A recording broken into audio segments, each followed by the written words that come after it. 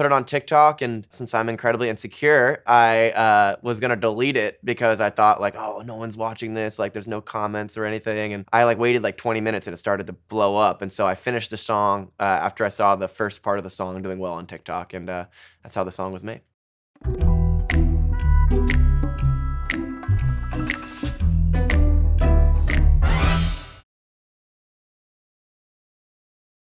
There's a lot of beef between New Hampshire and Vermont, so I have to say I was from both, but I'd call myself Vermonter. But it's definitely a song about, the time of year in Vermont, stick season, when all the leaves are off the trees. And it's a term that was used by some of the older folks in the town I grew up in to describe this like really miserable time of year when it's just kind of gray and cold and there's no snow yet, and the kind of the beauty of the foliage is done. It's a time of year that's very specific to where I grew up, and I was concerned that I might alienate people, and I was like, this is incredibly specific. Like, everyone thinks Vermont's in Canada. I'm not sure if anyone's going to get this, but it was cool to see it connect with people, and if people have their own meanings of what stick season might mean to them or what their hometowns mean to them. So it was cool to see it connect outside of New England.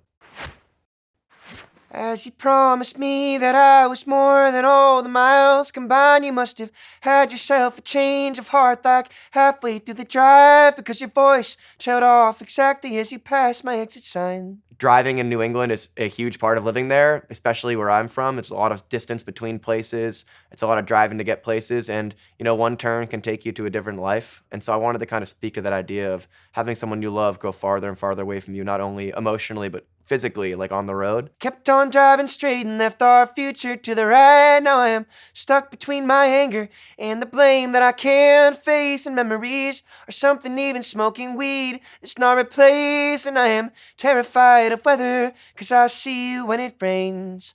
And Doc told me to travel, but there's COVID on the planes. Obviously, the pandemic was raging when I wrote it. A bunch of people in the TikTok comments were like, actually, the plane is the safest place for you to be. I'm not sure about the exact science behind it, so please do not come to me for advice on whether or not you should travel. But I just thought the idea of feeling like even stuck behind, even isolated by the current events in the world, of feeling like there's really no escape from your situation, plays into this idea of feeling trapped in where you are.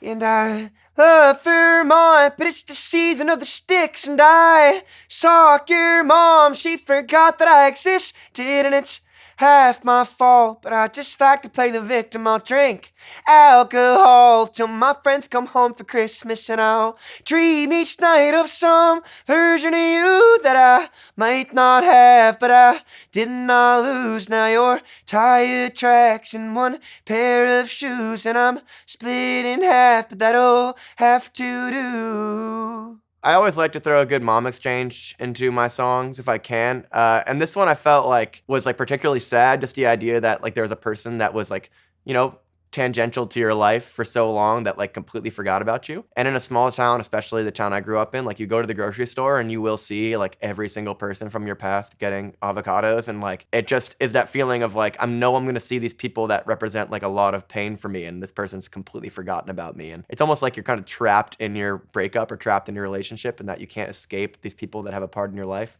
but they might not even remember you, and try to kind of lay on the depression a little thick there, that line. So I thought that if I piled something good on all my bad, that I could cancel out the darkness I inherited from Dad. No, I am no longer funny, cause I miss the way you laugh.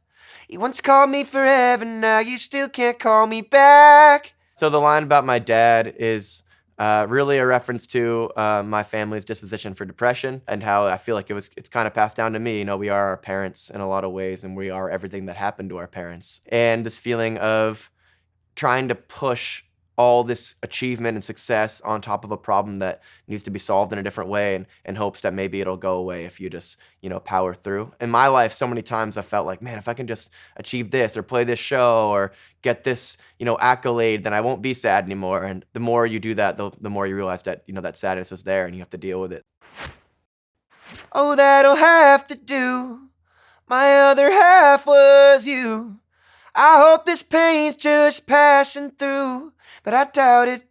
And in a relationship, when you're in that kind of heartbreak that really bottomless pit of despair that you feel right after you lose somebody. It does feel like it's never going to end, but like the weather in Vermont, it'll become winter, it'll become spring, and then summer again. And in the aftermath of a relationship, it's the same. It's the same thing. You'll move forward, you'll find somebody new, or you'll find something in yourself that makes you happy, and eventually you'll find that peace again. And I wanted to connect those two themes together.